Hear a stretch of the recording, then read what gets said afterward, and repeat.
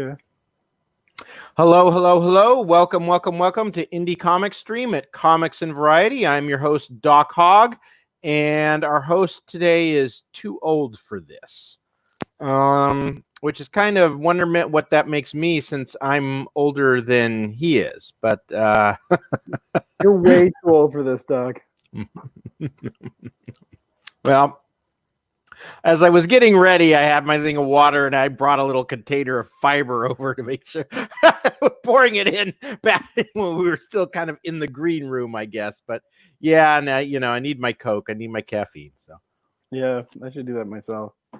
how is the daughter? She's good. She did not sleep well last night. I'm sorry. You know, like teething, right? Yeah. Well, you think like it's such a cruel thing. Like how it's, why in the world do they have to go through this stupid teething thing? Okay, except that there's like a species of shark that they have teeth in the womb, and they're actually endangered because like one shark will eat all the other ones. Mm-hmm. So maybe there's a reason we don't have teeth until we're out into the wild.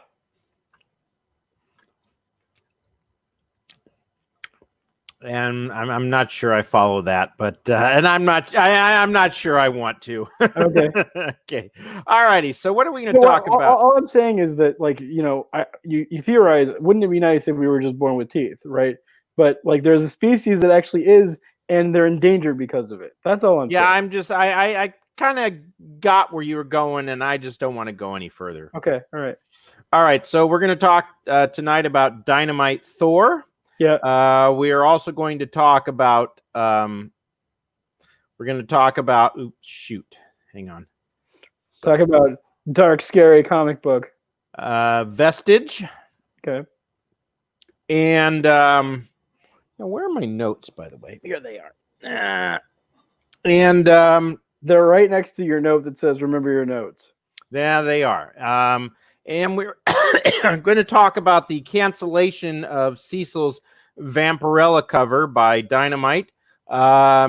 Cecil apparently did not take it lying down. This is a new variant cover for cash grabs. So as you can see, kind of similar. What else here? Oh yes, my own comic book Tilt is still in demand. I'm still shipping. So that's been going well, and up to 169 backers now, and so you're close to a sell-through, aren't you, Doc? Pardon? You're pretty close to a sell-through, aren't you? If that means that I am about to sell just about every copy, yes. Yeah, that's what I mean. Pretty close. So that's awesome. Well, I had to limit the number of put up new perks that had limited numbers on them, so I didn't have to do a second order. So that's great. At any rate, okay, why don't we do Vestige first? Okay. All right. This was my choice. Hang on here just a second, and I'll bring it right back up. All right. Vestige. It is a rather interesting comic book. This has been put out by a lot of the guys who are otherwise known as War Campaign, although the cover here was drawn by Ethan Van Sciver. Is it just me, or does the neck and the head, the head seem maybe a little too far, like the neck is almost elongated slightly. I don't know. That just, don't get me wrong. I'm not seeing it in front of me right now. I wasn't as. Oh, I'm sorry. I thought I had shared this darn screen. You showed it and then it went away. Okay. So, but I saw it, but it's just. Sorry, I hit stop sharing. Okay. Yeah. The neck, is it? You're just not good at sharing, Doc. Ruthless capitalist. Yeah, actually, it's the socialists that are not good at sharing. I don't know. It just depends. Well, no, it doesn't. They're good at sharing other people's stuff. But there's that. But it was more of a parent thing. Like you got to share. Like when my daughter is playing with one of her friends, and like one of her friends grabs gets a toy and then she tries to grab every toy that because that's automatically interesting. Yeah. Anyway, so yeah, okay. Here's I'm not a big fan of this cover. I know Ethan Van Sciver is a great artist. I don't think that he's at the top of his game here. The head is just a little off center. I also this is kind of picky on my part. I admit that, but I don't love the logo so much.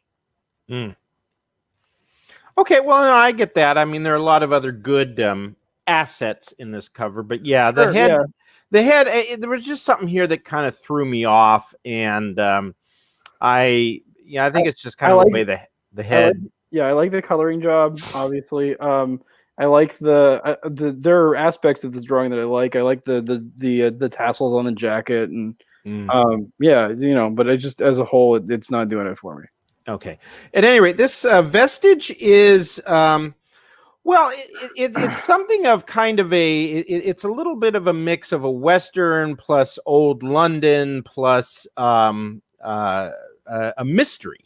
And it starts out with this guy, I think his name's Charlie, wasn't it?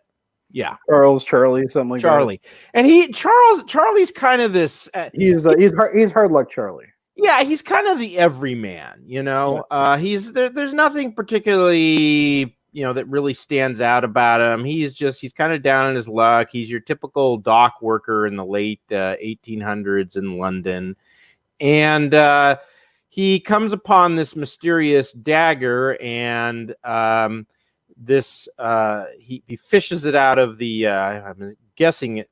Well, I don't know. Would this be the Thames? Because I don't think there were any fish in the Thames at this point. I mean, maybe there were. I don't know. I don't know.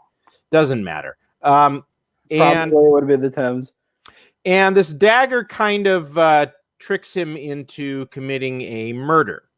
And right here. And now there's this voice in his head that's saying all these evil things, and he's wondering if he's going insane. And then we meet Maddie, who is this very skilled gunslinger who's being sent around by kind of what is the 18th century version of the corporation. It's run by Jacob Astor. It's concerned with going out and getting very dangerous, powerful weapons. Yeah. And so she's basically sent on this mission to track down this dagger.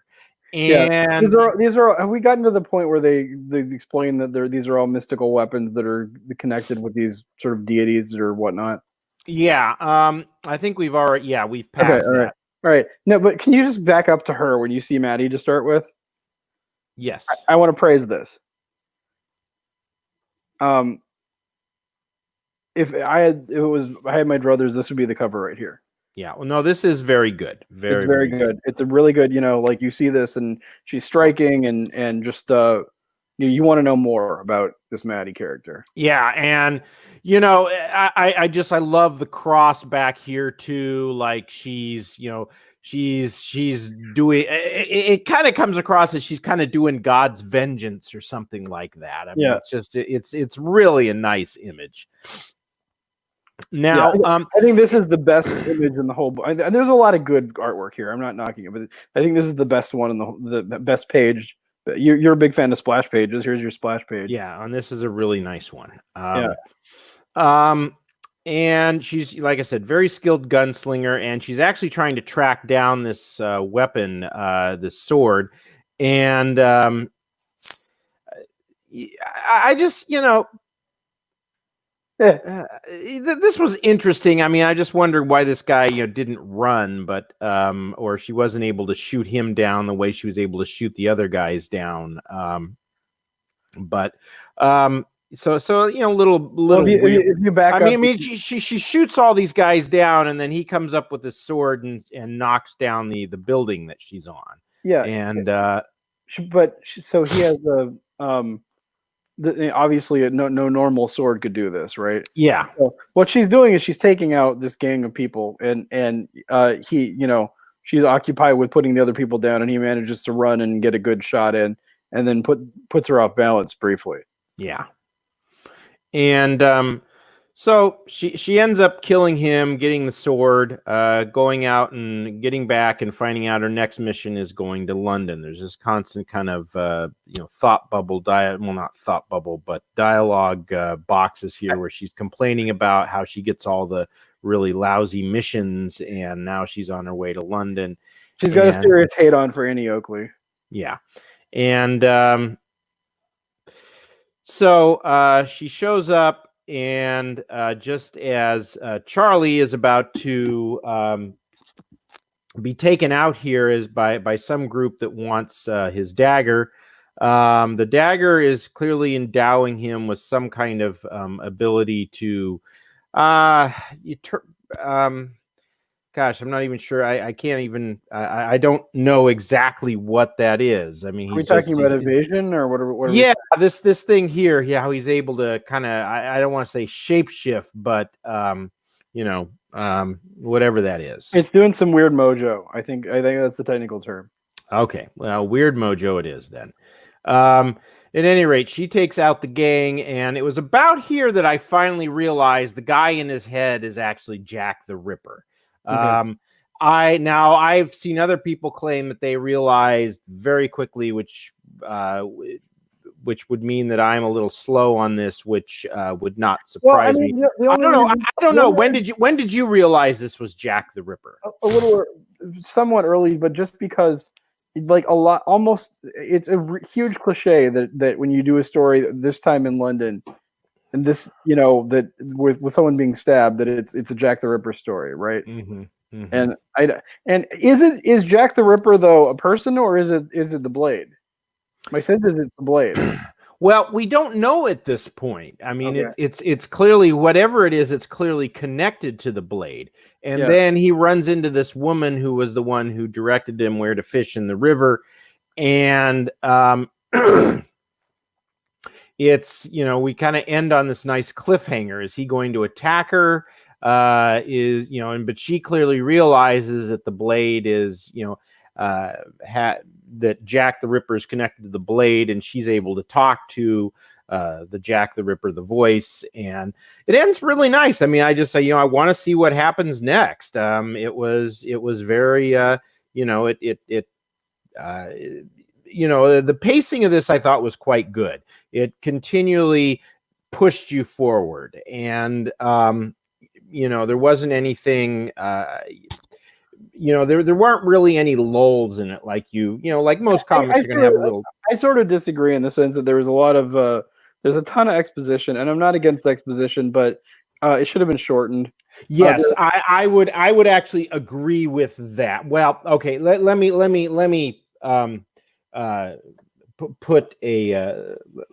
re-say that. Overall, I thought the pacing was very good. I thought there were a lot of parts here that push you forward, but you're right on the exposition, especially the part where he's having the dream.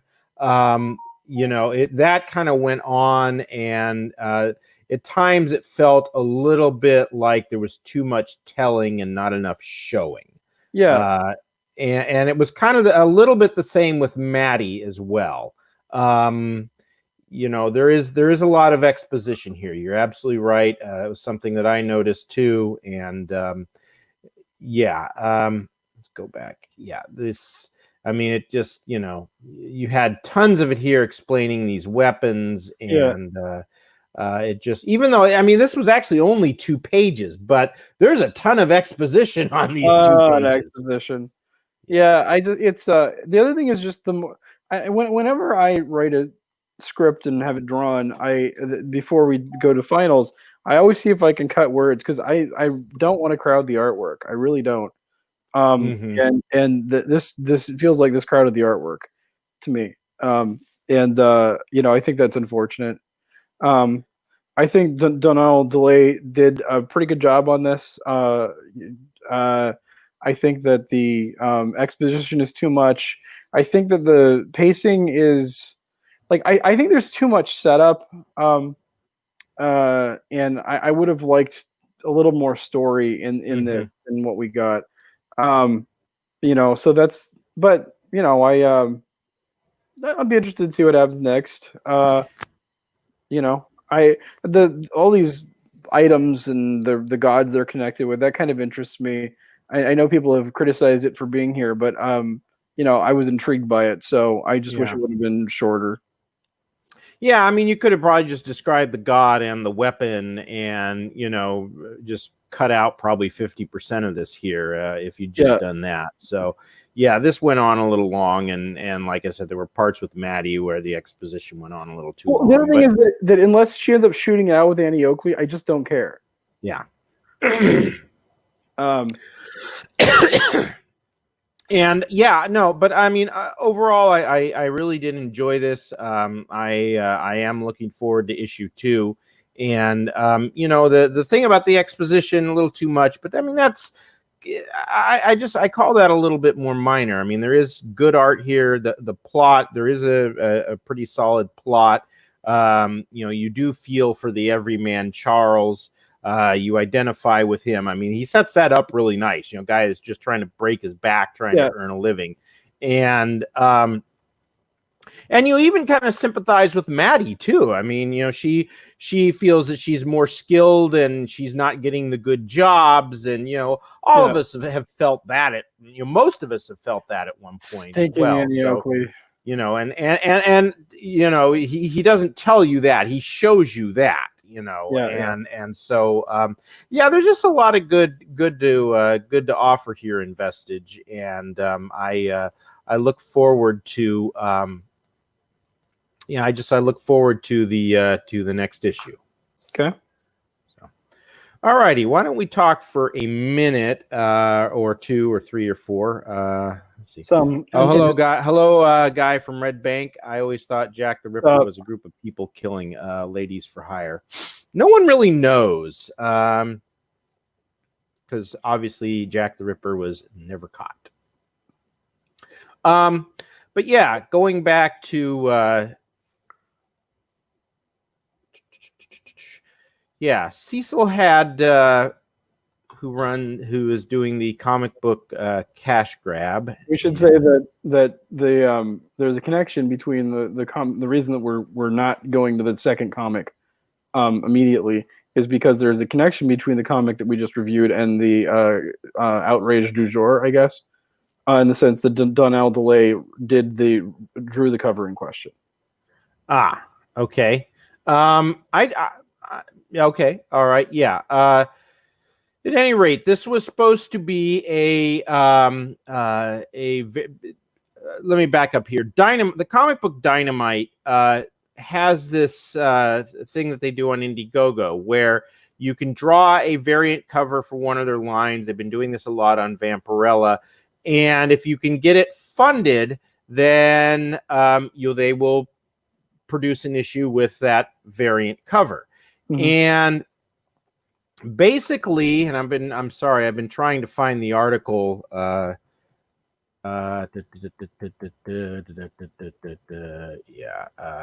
Dynamite faces creator backlash. I think this is the right one, or maybe it wasn't a Bleeding Cool. Maybe it was.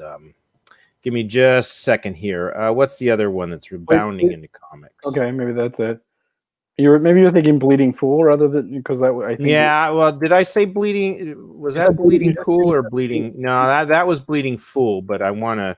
There was I want to say it was bound. It might have been bounding in. Well, I mean. Yeah, here we go. Because this one had a lot of the really nasty Twitter stuff.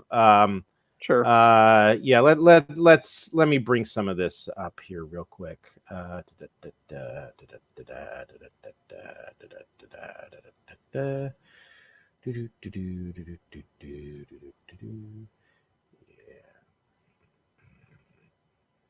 So there have been a lot of these covers, and Cecil did this cover, and a bunch of people decided to make an issue out of it.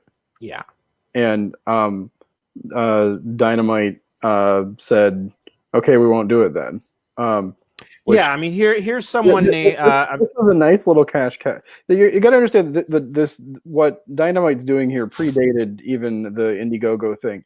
They've had a what's the term I'm looking for? They've had a specialty cover thing that like comic stores would do It's been a long time thing. It's been a thing that's made them a lot of money. And they've just allowed anyone to do it. And then they with some of the Indiegogoers, they said, "We'll just simplify it for you. You obviously, you have to publicize it and get it sold, but we'll do fulfillment on your campaign." And people said, "Oh, you're in bed with a bad person. How dare you? Shame, shame." I'm only saying this once. Everyone in the comics industry who been new that Dynamite Entertainment is supporting Comicsgate needs to stop with the back channel, blind eye, fence-sitting bullshit because of associations with Nick Barucci or checks from this publisher. The women... Who said that? This was Kwanzaa Ose. Gosh, I can never pronounce his last name, but he's... I think his last name is pronounced Achu. Is it pronounced Achu? No, I'm making a joke. Okay, I was going to say, I don't think it's Ase. I think it's Kwanzaa Achu. Yeah, Kwanzaa, the women BIPOC, the LMNOP in comics who they target don't get to choose. We've been harassed, threatened, and doxxed by them because of these motherfuckers who Dynamite is now blatantly promoting because of no backlash. Of course, they've run a cover with Anna, the Star Wars girl, and Ethan Van Sciver. That came up in Twitter as well. Yeah, I don't know. I mean, let's see here. I wanted to play just a few videos here of some reactions to this. Okay. Let's go to Deadwood Dale here. Traffic, so I can still retweet people, I can still respond that way, but you won't see anything from me on this. We even have Comicsgate adjacent people like Doomcock. We have Nerdrotic here. All-time bad decision. There is no more top talent in this industry worth losing this many customers over. Next, they will come after you for Vampirella and Deja Thoris's look. The boys' violence and toxic masculinity. It will never end until you say no. And they're just going to keep buckling under that pressure. I have zero faith in Dynamite. So let's take a look at Dynamite on Indiegogo, where they've made at least $100,000 off of Comicsgate stuff. So these are the 3 most recent campaigns. We have 3 different variant covers. Mindy Wheeler's doing a Vampirella variant cover. Frank Cho's doing a Red Sonja limited edition cover for Mark Russell's book. Mark Russell, big reason why Cecil got canceled. And I think people started to notice because Dynamite took down the tweets promoting his cover in favor of sending out multiple posts promoting this garbage. So 18 days left. This has been up for about a couple weeks, and you got 37 backers, over $3,000. So much interest generated. Now let's take a look at Mindy Wheeler's Vampirella variant cover. Oh, $6,000, so it's doing a bit better, but there's only 7 days left. 95 backers, right? Nobody seems to care about those campaigns. Now let's take a look at Cecil's cover, which is now canceled, but the campaign is still up. You had people that probably refunded it because I saw it reach $10,000. People just want to expedite the refund probably. But look at this, just 3 days in, and you got to around $10,000 and over 160 backers, just 3 days in. This is, of course, also acknowledging that his friend Anna, who is Comicsgate adjacent, managed to reach over 800 backers and $50,000. So you put that next to the lesser-known, non-promoted campaigns. There's no network behind Frank Cho's cover. There's no network behind Mindy Wheeler's. And if there is, it's incredibly obscure and nobody cares. This is $50,000 on a variant cover that many people complained about. I mean, that's fucking ridiculous that you would give this all up. Risk losing that kind of support. And a lot of people that supported that Star Wars Girls cover also probably wanted to support Cecil's cover. And we also have some collateral damage here. I'm not telling anybody to go and refund any books. I don't do that. But I will encourage people to rethink future purchases, future backings. I think when you look here at Billy Tucci and Maria Sanapo's Miss Fury book, you have over $80,000 here and plenty of time to grow that. This campaign, closing it out, probably would have made 6 figures, but you had to risk that. You had to risk that by screwing over Comicsgate, which a lot of people still like Billy Tucci, but guess what? They lost $3,000 since yesterday. That's considering that there are many people saying don't refund Miss Fury, and they still had $3,000 in refunds. Also, cancel culture doesn't stop because you give an inch. They are going to go after anybody who's ever been associated with Comicsgate. That includes Billy Tucci and even Maria Sanapo. She was on a couple streams. Billy Tucci has nothing but nice things to say about Ethan and many of the comic skaters. We also had some other future Dynamite campaigns that had to do with Comicsgate. A lot of those people. Okay, I think that's enough on that one. Let's not watch too many of these. Okay. Just some guy. He had something worth to say. But you want to see just some well, guy? I don't know if you wanted to watch a couple of them. I'm just saying, just some guy would be. Yeah, well, I only had the three. There was him and Perch, Okay. but we can discuss what you wrote on Perch. We don't have to watch Perch. Yeah. Just some guy will be quick. So let me just run over to his.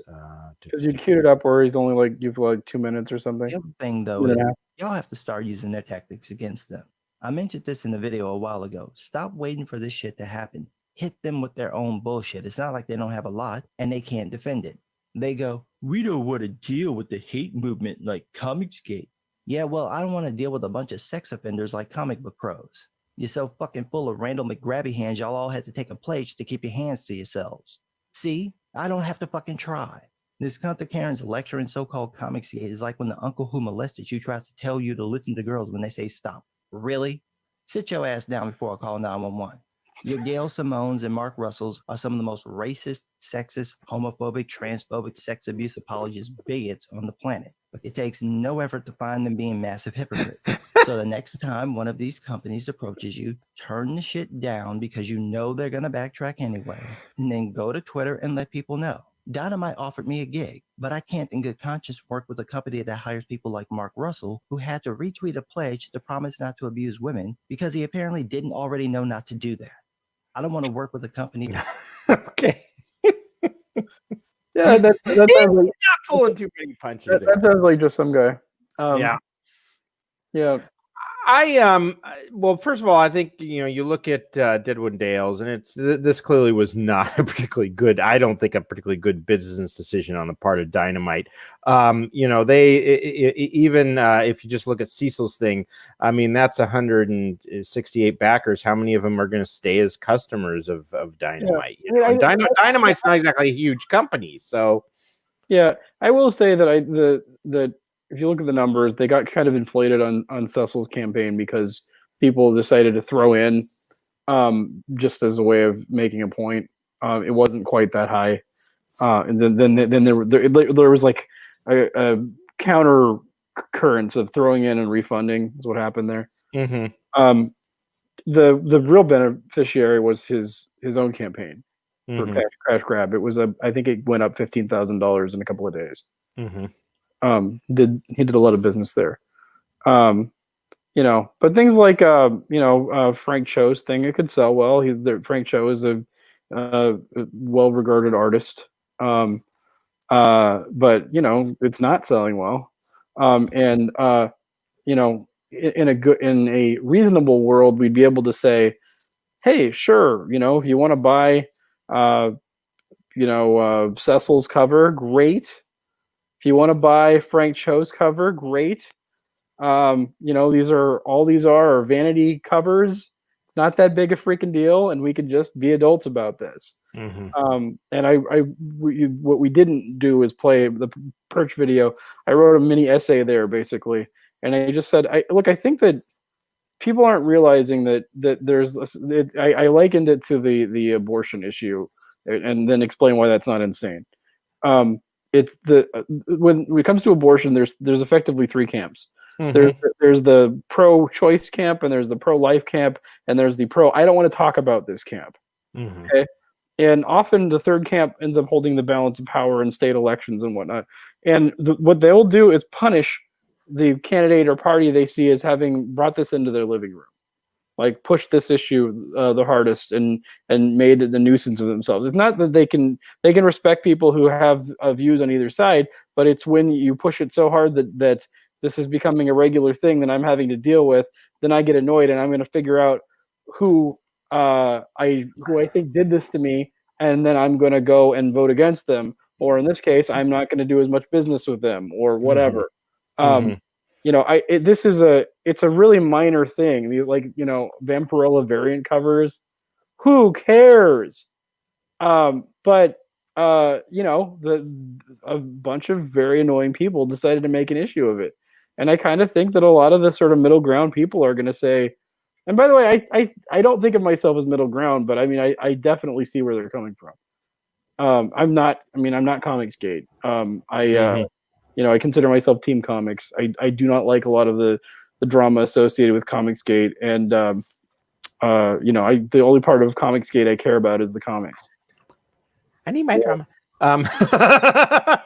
We'll have another discussion about that maybe next week. But, sure, maybe. But you know, I really think that this is an example of a bunch of people who should know better, overplaying their hand, making an issue out of something that should have just been incredibly minor, ruining the party for lots of people. well, wait a minute. Which side do you think was doing it? What do you mean? Well, no. What was it? The SJW side or the Comicsgate side making it? Or I prefer woke to SJW. Okay, the woke side. Okay, sure. But I mean, it's not even. It's like the sort of Mean Girl comic pro garbage thing that a lot of us have just got. You know, like, oh, come on, be adults. And by the way, I would say that to a lot of Comicsgate people regularly when they're being absurd. You know, and but I really think that there's a lot of people who aren't particularly one or the other who are just going to say, you made this much of an issue out of Vampirella variant covers. You decided to take it to the mattresses over that. Yeah, I guess my only concern with what you're saying is then it kind of leaves you at a point where you end up, I think, logically, though, is that, you know, our side, or if you consider yourselves Comicsgate, it's then not a good idea to push back, because by pushing back, you are then bringing it into other people's living rooms as much as... I absolutely think you should think about how much of an asshole you're coming off as sometimes. I absolutely think that that's an issue. You know, I think that you can push back. I think you can do it intelligently. I think you can do it with class in a way that people are like, yeah, that's cool. But I also think you can do it in a way that's you know, just an observer will look at that and instantly be turned off by what you just did. Well, so you're suggesting not going the just some guy route then? I would. I mean, probably not. I wouldn't. That would not be my ideal response. I do get a kick out of just some guy. I'll say that, but I don't think that he's being particularly persuasive there. Okay. I've kind of batted this back and forth in my head. You know, how much you want to push back and how much you have to sometimes take on the tactics of the other side to effectively push back, to effectively win. You know, there's a reason I hang on. Let me finish. Finish. I'm just, you know, having been flagged on Twitter myself, you know, I sometimes wonder if the only way we ever get peace with the other side is to push back with that same tactic. The other possibility, of course, is just leaving Twitter altogether. But you know, so I don't know. I mean, I understand what you're saying, and I think the idea, you know, that you know, you're dragging this in. People react to whoever is bringing this issue into their living room. Yes. But, you know, if you follow that logic, then, you know, someone like Richard Meyer should never have started a YouTube channel criticizing all the stuff that's going on in the comic book industry, because he is in effect bringing that into people's living rooms. So he wasn't trying to sell comics at the time. Now he is, and now he's moderated significantly. You know, he was when he did that, he was playing the part of the critic, not the part of the, you know, comic book maker. Someone has to play the part of the critic, though. Sure, but they're not necessarily. There's trade-offs. Okay, if you want to keep being the guy that's just, you know, throwing Molotov cocktails, people are going to be less likely to buy your comic. Yeah, just something to consider. I don't know. Not so sure. Okay. Again, I'm just not so sure about that. See a lot of commentators out there throwing Molotov cocktails, and boy, their stuff sells. So Yeah, well, I only have one thing to say to that: block, block, block, block, block, block. okay, all righty. Let's move on to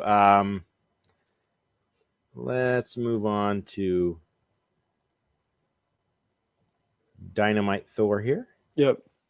Incidentally, we pick comics. Doc goes first. He picks the comic that he wants to do, and then I pair it.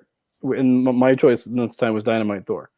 And I did it because Doc picked a war campaign comic, which in the Comicsgate sphere of things is on the exact opposite end of John Delarose. Yeah, exactly. And I'm like, all right, fine. We're gonna go there. We're gonna go there.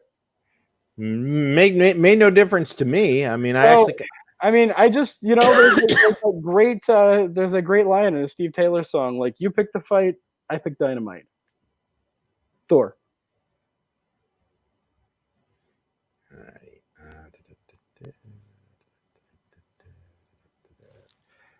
All righty, here we go. Well, it's your comic, so tell us about this character and tell us about the plot. Dynamite Thor is one of the most ridiculous characters that has ever existed. Mm-hmm. He's a public domain character, and he is a character that is immune to explosives, and so he would literally fly through the air by setting off a series of explosives and continually propelling himself.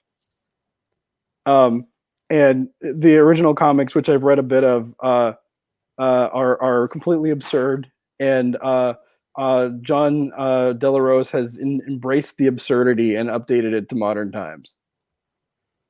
In this case, it's the grandson of the original Dynamite Thor, who is a demolitions expert in Iraq. Mm-hmm. And there's two different stories. Sorry, go ahead. No, you go ahead. There's two different stories here. In the first one, and like a Cthulhu-like ancient elder god gets awakened, and Dynamite Thor has to take him on. And in the second one, there is a being that has similar immune to explosive abilities as he has, and he's got to find a way to neutralize him. Yeah. I'll say this. Overall, I actually did kind of. In fact, I enjoyed this comic a fair amount. The stories flowed pretty well. The character is, he's enjoyable. I mean, there really wasn't a ton to criticize. I mean, there were a few things like, here, what I have this, let's see. There were a few spots where, let's go to page 49. Did you notice the one that there's like a massive gaping language error in this book? I noticed a few glitches in the lettering. Well, yeah, there was that. This, by the way, is an early version, and some of that got fixed. Okay. But at one point, she talks about how she was in Iran, and that's where she learned Arabic. Mm-hmm. And she's maintained the traditions or whatever. Like, no, they speak Farsi in Iran. Yeah. Whoops. Yeah, you would notice something like that, Jeremy.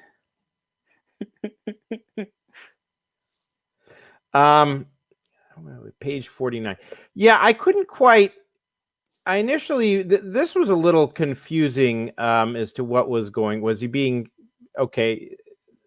When I first looked at this, I was trying to figure out, okay, he's falling through the floor, but there were moments like that where, for whatever reason, I just found it confusing, and I don't know why I did, but okay. And then the other, and again, this is it's kind of like Vestige. The criticism's fairly minor. One, the battle with the Cthulhu creature was kind of a little too short, I think. Okay, you understand right away that he understands that you have to go inside the creature and blow his weaknesses from inside. But I would have liked to have seen a little bit more of a battle here. It was so quick. Yeah, and this may be a cliche, but it's a useful cliche. Usually when like the hero is swallowed by the villain, there's some time where people are like, oh no, we have lost, our hero is gone, and then boom, like, but in this case it just was pretty immediate. Now the other thing is, Delarose is putting his politics into here a little bit, and that's fine because clearly the hero is an American. The especially the later villain is presumably Iraqi. He says Allahu Akbar. You notice here there's MAGA beer, which is fine. Again, that's that's kind of a somewhat subtle. To the extent that comic books are subtle, that's kind of a subtle political. This is not a subtle comic. That's about as subtle as it gets. But then, where are we? Page 19 here. Yeah, okay. Do we really need Donald Trump's face in here? I mean, it's if I was. That just kind of ruins it. I mean, the politics here, he's fairly subtle about it. He's not, and then all of a sudden that's just there, and it kind of shoves it in your face a little too much. And yeah, I'm probably going to vote for Trump in the fall. So this is not because I'm voting for Bob Lott. Well, you always vote for Bob Lott. That's not true. Yeah, it is. In 2000, I voted for George Bush. No, you voted for Bob Lott. No, I voted for George Bush. No, you voted for Bob Lott. 2000, in the year of our Lord 2000, I voted for George W. Bush. You thought you voted for George W. Bush, but you really voted for Bob Lott. But instead, I just got that wrong. So at any rate, that was my only really my two criticisms. The battle here with the Cthulhu was a little too quick, and the and just I don't think that was needed in there. So. But other than that, no, I did enjoy it. Scroll down a little bit till the beginning of the second book, or before the story starts. The thing that cracked me up the heart. This is one of the funniest images I've ever seen. Because it's like the Spider-Man cartoon where you have Spider-Man and a guy dressed like Spider-Man pointing at each other. That's what this is mimicking. And when I saw this, I laughed out loud. Okay. Well, I like his punchline. Villainy defeated. Yeah. Was that his actual punchline in the old comics? I think that was it. Yeah. Okay. Very cool. All righty. Anything else you want to say about this? You can do different kinds of comics. I think that this is definitely a throwback, but the thing that it captures is the sense of fun. Of older comics, and I think it captures it very well. And I don't love everything that John Delarose has done. This I really like, and I think people should read it and take some lessons from it. The other thing was the the tension between Dynamite Thor and Erica. And it's like after a while, it's like, why don't you kiss her, you dip? But he keeps it kind of going. He says that to himself. Yeah. And should I made a move? And it's like, yes, isn't it obvious? Of course, it's often obvious to everyone except the actual guy involved. So yeah. But at any rate, no, he kept that tension going. I like what he did there. So yeah, there's a lot to be.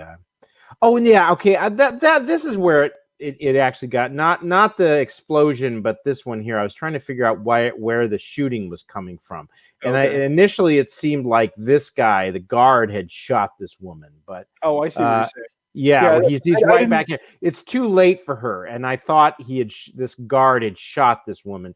No, it was these guys over here, and so at any rate, that's where a little confusing there, but. Other than that, I'm not sure that may actually have been intentional in the sense that like when someone shot, you're like, who did it, right? Yeah, maybe so. I don't know. Anyways, I mean, it was an explosive little comic, so I enjoyed it, and I'd like to see more. Dynamite Thor in the future. Cool. All righty. I think that's it. We are going to wrap it up. And again, thank you, Jeremy, for doing the show. And we will be back next week with probably another big argument over drama. You keep making comics, we'll keep reviewing them, folks. All righty. Take care.